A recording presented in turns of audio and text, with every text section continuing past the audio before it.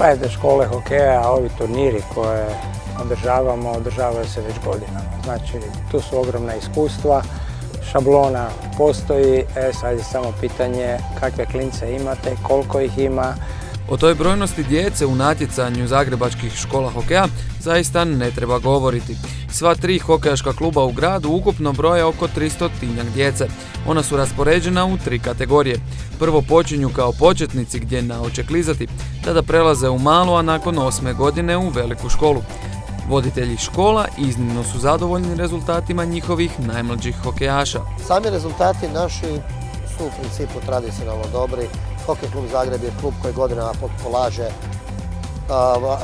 pažnju najmlađim klincima, tako da imamo zaista dobre rezultate. Ja mogu reći da je natjecanje što se tiče škola turnira prošlo jako dobro. Mislim da tu mi ne gledamo rezultatski i niti se broje rezultati između nas klubova, ali što se tiče naših igrača, što se tiče male i velike škole, mislim da smo jako zadovoljni, da su tu dosta dobro pokazali, da su dobro naučili ono što je nama bitno, da se vidi ono što radimo kroz naš program, da se to kroz nekakve turnire vidi, da je to dobar napredak, da se dobro radi i da oni u svemu tome uživaju.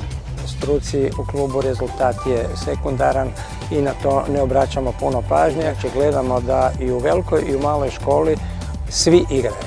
Natjecanje škola hokeja odvija se po pravilima IHF-a. Svaka se utakmica igra u 1/3, a u momčadi igraju 4 igrača i golman. U hokejaški razvijenijim europskim zemljama djeca od 9 godina već igraju na velikom ledu. Ta razlika u treniranju pokazala se u prijateljskoj utakmici Ruske škola hokeja Centar i tima Zagreb. Govori ono što mi svi u principu znamo, to ne samo koji se bave hokejom i ledanim plohama, uvjeti koji su u Moskvi i koji su u Zagrebu su neuporedivi. Njihovi klinci treniraju dnevno koliko naši tjedno. Mislim da to sve govori. Jedina svjetla točka tih susreta bila je brojnost djece na njima. Naime, zagrebačke škole hokeja konstantno primaju nove članove. Sve 3 škole imaju veliku bazu mladih hokejaša, ali uvjeti jednostavno nisu dobri. No i u njima škole ne odustaju.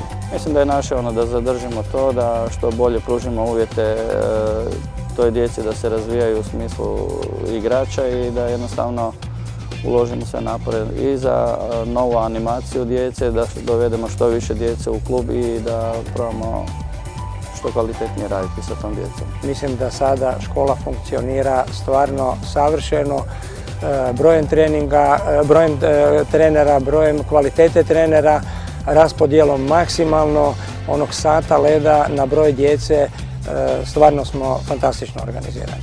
Sve škole veliku važnost daju kvalitetnom trenerskom kadru. I sada idemo na njihovu edukaciju i to radimo sa mlađim kategorijama. Znači, to je naš cilj, na tome smo radili, to je već 20 godina tako i u principu tako. To je pokazalo se kao ispravno.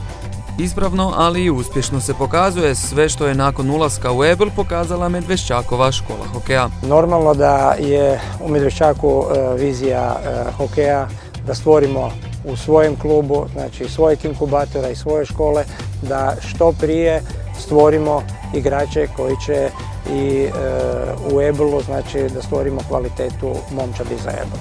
Nije sve na Medveščaku, a ni na Zagrebu ili Mladosti. Bez adekvatnih uvjeta neće biti ni kvalitetnih rezultata. Kada govorimo o masovnosti hokeja, ona je prisutna. Kada spomenemo klizališta, ona nisu. Bez obzira na te činjenice, zagrebačke škole hokeja i njihovi treneri zaista su čudotvorci.